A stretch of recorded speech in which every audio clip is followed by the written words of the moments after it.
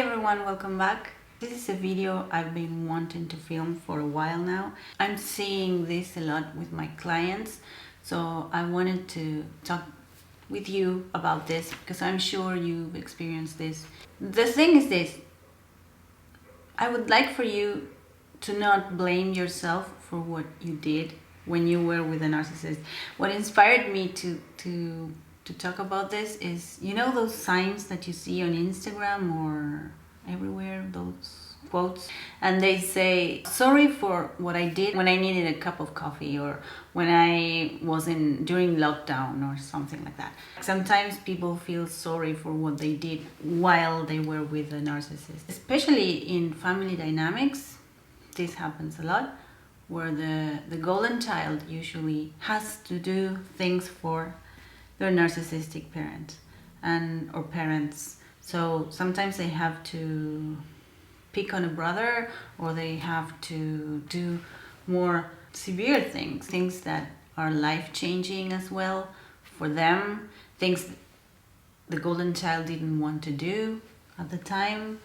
Or if we're talking about romantic relationships, the partner has to do things that they don't want to do, even with their kids, and they regret it very, very deeply. And usually in family dynamics, what happens is the narcissistic parent teams up with the golden child in order to attack the scapegoat, and then when kids grow up, they deeply, deeply regret it. Also, they sometimes have to do things that are illegal for their narcissistic parents. The narcissistic parent would force the kids to do things against their own morals, and now that they're grown-ups, they just feel awful about that, and that happens a lot. And so my point here is, you had to do that because I would say you were under the spell, you know, zombified. Like, I made a video about this.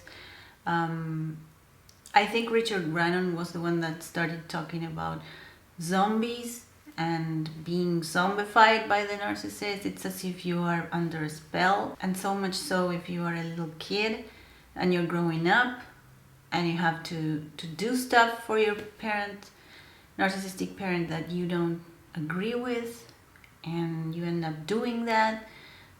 It could be falsifications of, I don't know, things, or things that are a little bit under the radar of the law, but they're not good, or anything that feels against your own values and beliefs and standards. So in many cases, if you have been with a narcissist, you've done things that do not agree with what you truly believe. So knowing that this is part of the abuse, you know, they want to control you, and they want to make you do stuff that you wouldn't do otherwise, and now you feel guilty maybe about that. You can repair this in any way that you feel you can with other people, or when you see a situation, you can act on it, and you know, but inside your mind you're thinking, okay, this is my way of repairing this. Or you can grieve this, what you did, like you can feel, you know, sorry for what you did. But what I want you to do, most importantly, is for you to find compassion for yourself, self-compassion. The idea that you had to do that, especially if you were a kid, I mean, it's not your fault. Let's be honest, you know. If you grew up in a family with a narcissistic parent, it is not your fault at all, because you had to do this in order to be there in that family.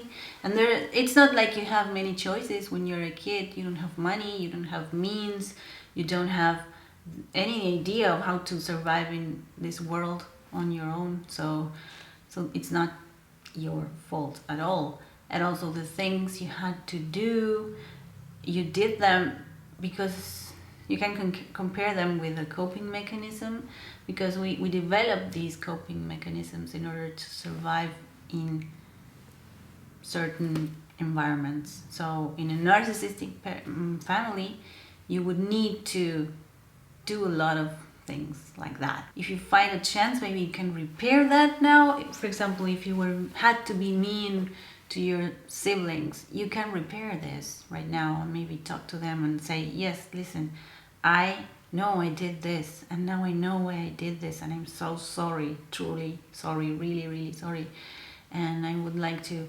repair our relationship or any damage that I've caused. I would like to repair it, and I'm truly sorry.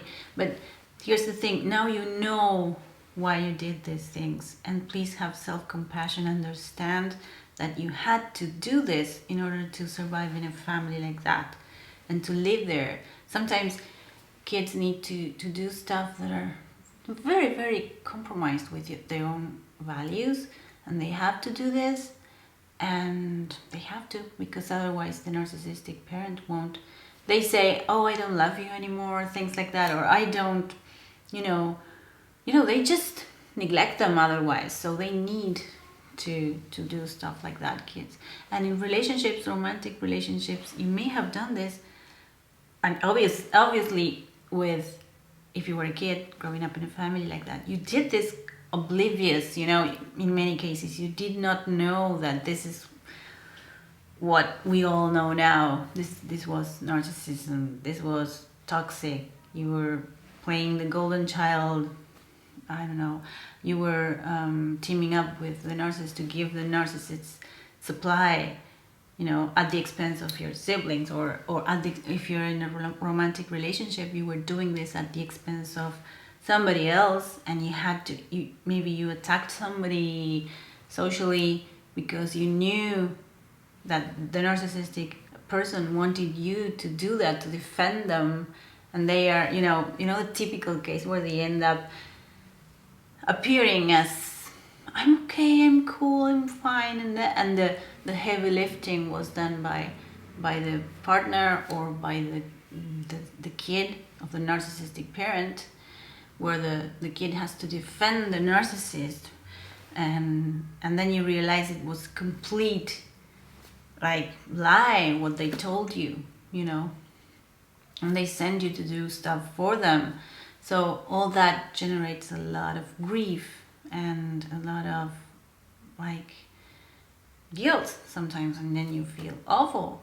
But now here I am. I want you to know that that's part of the abuse. It's part of the gaslighting and making believe of things and all that. So have self-compassion and understand that you were forced to do that. That's my message for today, and that's all I wanted to say. I have a few videos planned ahead where I answer a couple of questions that I received that are very interesting, and I hope you stick around and subscribe to the channel. Give me a like if you found it, that you liked it, if you found it interesting. Share it if you feel like somebody is hurting this way. And yeah, self-compassion will heal you. But above all, don't repeat the self-blame loop where you feel awful and then you feel guilty and that never stops. No, just self-compassion for what you went through. You went through abuse and you were being abused, and this dynamic that I just described is part of the abuse. So yeah, all right, thank you so much for being here and for your support, for your comments, for everything. It's very nice to have you here with me. Thank you for listening to me. And I will see you next week. Bye-bye. Take care.